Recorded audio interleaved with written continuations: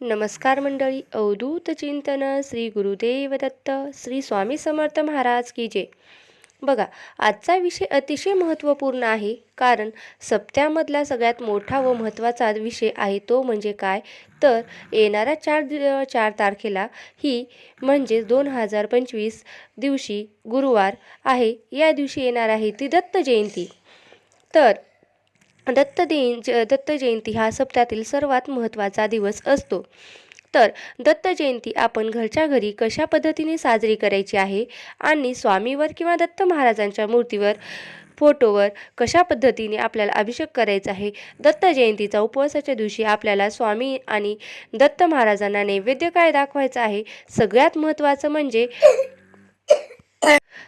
महत्त्वाचं म्हणजे दत्त जयंतीच्या दिवशी दत्त जयंती नेमकी किती वाजता साजरी करायची आहे, तसेच गुरुचरित्रातील एक अध्याय त्या दिवशी नक्की कोणता अध्याय वाचायचा आहे, तसेच या दिवशी दत्त महाराजांची कोणती सेवा करावी, कुठले स्तोत्र मंत्र पठण करावे, त्याशिवायच आपली दत्त जयंती पूर्ण होणार नाही आणि दत्त जन्मोत्सव सुद्धा पूर्ण होणार नाही.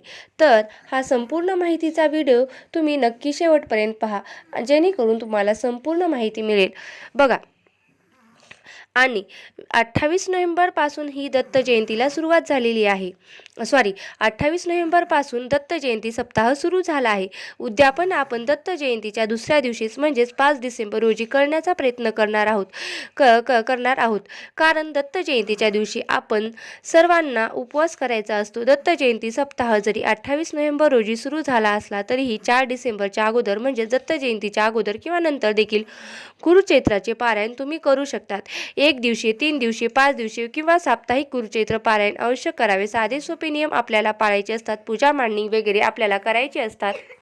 गुरुचरित्राचं पारायण कसं करावं, संपूर्ण माहितीचा व्हिडिओ मी आपल्या चॅनलवर आहे.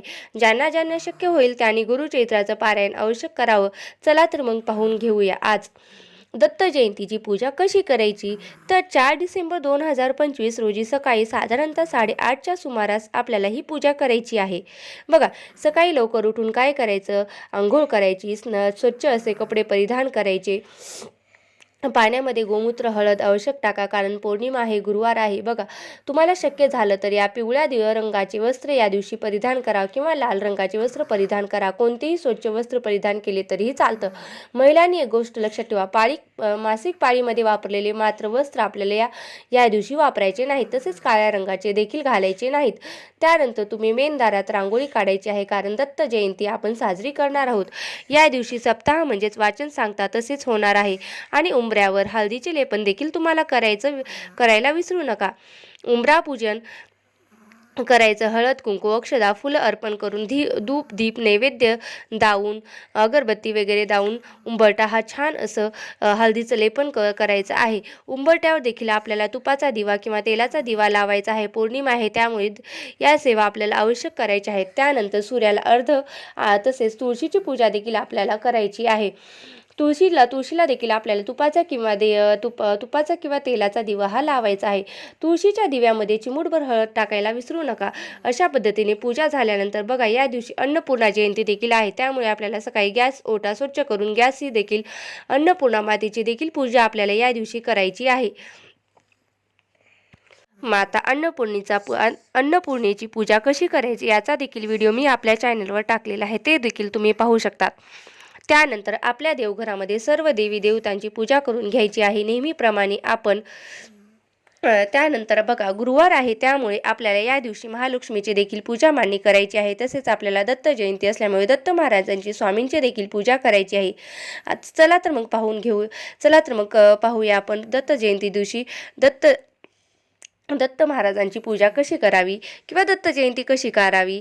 आता या दिवशी सकाळी काय करायचं आहे की उपवासाचा संकल्प करायचा आहे. उपवास आपल्याला धरायचा आहे. आता आपण सकाळी लवकर उठून वाचन आपण पूर्ण करून घेणार आहोत. त्यानंतर येतं ते म्हणजे काय, तर दत्त जयंती साजरी करायची आहे. मग या दिवशी विशेष सोडोपचार पद्धतीने पूजा अभिषेक आपल्याला स्वामींच्या मूर्तीवर आणि दत्त महाराजांच्या मूर्तीवर आपल्याला करायचा असतो. आता ज्यांनी ज्यांनी गुरुचरित्र पारायण सुरू केलं असेल त्यांनी पूजा मांडणी केलेली असते. अशा वेळेला दत्त जयंतीच्या पूजेसाठी आपल्याला वेगळी पूजा मांडायची गरज नाही. मात्र ज्यांनी पारायण सुरू केलं नसेल अशांनी मात्र त्या ठिकाणी छोटीशी अशा पूजा आवश्यक मांडा. नसेल तर दत्त महाराजांची मूर्ती किंवा दत्त महाराजांचा फोटो असेल तरीही त्याचं पूजन केलं तरीही चालतं. अभिषेक आपल्याला करायचा आहे. अभिषेक झाल्यानंतर त्यांना स्नान घातल्यानंतर देवघरामध्ये जरी आपण मूर्ती ठेवली तरी चालेल. पूजा मांडणी एकदम साधी सोपी करायची आहे.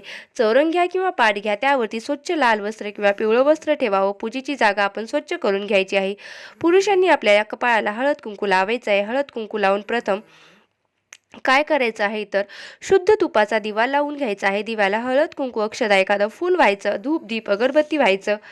त्यानंतर आपल्याला उपवास व दत्तपूजेचा संकल्प करायचा आहे. सर्वात प्रथम बघूयात, आपण जर तुमच्या घरामध्ये स्वामींची मूर्ती किंवा दत्त महाराजांची मूर्ती असेल तर आपण अभिषेक कशा पद्धतीने करायचा आहे. स्वामींना श्री स्वामी समर्थ म्हणत या दिवशी विशिष्ट पद्धतीने मंत्र सोत्पटन करून आपल्याला हा अभिषेक घालायचा आहे. सर्वप्रथम स्वामींची मूर्ती आपल्याला तामणात घ्यायची आहे. ती घेतल्यानंतर स्वामींच्या मूर्तीवर आपल्याला सर्वप्रथम पाण्याने परत पंचामृताने अभिषेक घालायचा आहे. श्री स्वामी समर्थ असे 5 वेळेस म्हणायचं आहे. साधं पाणी टाकायचं. परत मग श्री स्वामी समर्थ म्हणून 5 वेळेस तुम्ही पंचामृताने त्यांना स्नान घालू शकतात. परत साधं पाणी 5 वेळा म्हणत श्री स्वामी समर्थ म्हणा. तुमच्याकडे जर वेळ असेल तर तुम्ही पुरुष सूक्त किंवा पवन नाम सूतक किंवा सूक्त म्हणून देखील तुम्ही अभिषेक घालू शकतात. वेळ बदलला किंवा बोलणे, कारण या दिवशी आपल्याला भरपूर सेवा करायची असतात. जर तुमच्याकडे पंचामृत नसेल तर तुम्ही यथाशक्ती सरळ प्यायच्या पाण्याने सुद्धा अभिषेक करू शकता. आणि हे अभिषेकाचे पाणी सर्वांनी तीर्थ म्हणून आपल्या घरी प्यायचे आहे. बघा, अभिषेक केल्यानंतर स्वामीची मूर्ती जी आहे ती तुम्हाला बाहेर काढायची आहे. स्वच्छ त्यांना एका टॉवेल रुमालने स्वच्छ अशी करून घ्यायची आहे. पुन्हा स्वामींच्या मूर्तीला पुसायचं आहे. त्यांना स्थापन करायचं आहे. आणि तेथे ठेवल्यानंतर आपल्याला स्वामींना हिना अत्तर अतिशय प्रिय आहे. हिना अत्तर त्यांना आपल्याला कापसाच्या साह्याने किंवा फुलाने त्यांना अत्तर लावायचं आहे. डोळे वगैरे सोडून सगळीकडे तुम्ही अंगाला किंवा पूर्ण शरीराला स्वामींच्या मूर्तीला हे अत्तर लावू शकता. त्यानंतर जर तुमच्याकडे वस्त्र असेल तर तुम्ही ते स्वामींना परिधान करा. टोप असेल, मुकुट असेल तेही तुम्ही ते स्वामींना घालू शकतात. फुलं, हार वगैरे सुद्धा, चाफ्याची फुलं असतील तर स्वामींना चाफ्याची फुलं आवडतात. यावर्षी पिवळी फुलं असेल तर तुम्ही ती सुद्धा अर्पण करू शकता. धूप दीप नैवेद्य अगरबत्ती अग्नीच्या साक्षीने आपल्याला स्वामींना अभिषेक घालायचा आहे. आणि मनात नामस्मरण हे मात्र चालू ठेवायचं आहे. आता दत्त महाराजांची मूर्ती असेल तर तुम्ही काय करायचं आहे. दत्त महाराजांची मूर्तीवरती दत्त महाराजांचा जो काही मंत्र असेल तो मंत्र म्हणून तुम्ही अभिषेक करायचा आहे. त्यानंतर तुम्हाला पुरुष सूक्त किंवा दिगंबरा श्रीपाद वल्लभ दिगंबरा श्रीपाद वल्लभ दिगंबरा असं म्हणत तुम्हाला काय करायचं आहे तर अभिषेक करायचा आहे. त्यानंतर तुम्ही त्यांची स्थापना करून देखील त्यांना गंध, अक्षदा, फुलं अर्पण करायचे आहेत. आता येऊया फोटोकडे. ज्यांच्याकडे फोटो आहे दत्त महाराजांचा, स्वामींचा, त्यांनी काय करायचं आहे तर फोटोजवळ स्वच्छ पुसून घ्यायचा आहे. पूजेमध्ये ठेवायचं आहे. त्यांना देखील अत्तर, फुले अर्पण करायची आहेत. सगळ्यात महत्त्वाचं म्हणते नैवेद्य काय तर या दिवशी आपल्याला माहिती आहे की दत्त जयंतीनिमित्त आपल्याला सर्वांना उपवास करायचा असतो. म्हणून या दिवशी आपण उपवासाचेच पदार्थ नैवेद्य म्हणून स्वामींना आणि दत्त महाराजांना दाखवायचा असतो. लगेच आरती करायची नाही तर त्यानंतर बघा 4 डिसेंबर रोजी दुपारी 12:39 आपल्याला गुरुदत्त महाराजांचा जन्म साजरा करायचे. दत्त जन्म कसा साजरा करावा तर दत्त जन्म साजरा करत असताना आपल्याला गुरुदेव दत्तांच्या जन्माची कथा श्रवण करायची आहे किंवा वाचायची आहे. गुरुचरित्राचे पारायण आपण करत असाल किंवा नसाल, आपण काय करायचं, दुपारी 12 ते 12:15 12 वाजता गुरुचरित्रातील 4थ्या अध्यायाचे वाचन सुरू करायचे आहे. ते 42 ओळीपर्यंत वाचन करायचे आहेत. 42व्या ओळीनंतर ओळीमध्ये दत्त जन्म होतो तोपर्यंत म्हणजेच 42व्या ओळीपर्यंत वाचायचं आहे. त्यानंतर अवधूत चिंतन श्री गुरुदेव दत्त, अवधूत चिंतन श्री गुरुदेव दत्त, अवधूत चिंतन श्री गुरुदेव दत्त असं 3 वेळा म्हणायचं आहे. दत्त जन्म झाला अशा पद्धतीने गुरुदेव महाराजांचा दत्तांचा जयकार केल्यानंतर उपवासाच्या पदार्थाचा नैवेद्य आरती करायची आहे. उपवासाच्या पदार्थाचा नैवेद्य दाखवायचा आहे. पुन्हा नैवेद्य आरती करायची आहे. पहिली गणपती बाप्पाची आरती, नंतर देवीची आरती, दत्त महाराजांची आरती आणि नंतर स्वामींची आरती करायची आहे. मग नंतर मंत्रपुष्पांजली म्हणायची आहे. त्यानंतर प्रसादाचं वाटप करायचे आहे. दत्त जन्माची कथा म्हणजेच गुरुचरित्रातील 4थ्या अध्यायाचं आपण जे वाचन केलेलं असतं ते 42 ओळीपर्यंत आपण वाचलेलं आहे. त्यापुढील ओव्या वाचून तो अध्याय पूर्ण करायचा. नंतर दत्त जन्माचा पाळणा पठण करायचा. तर अशा पद्धतीने विधिवत आपण 4 डिसेंबर रोजी दत्त जन्म साजरा करावा. या दिवशी काही आध्यात्मिक सेवासुद्धा आपण आवश्यक कराव्यात.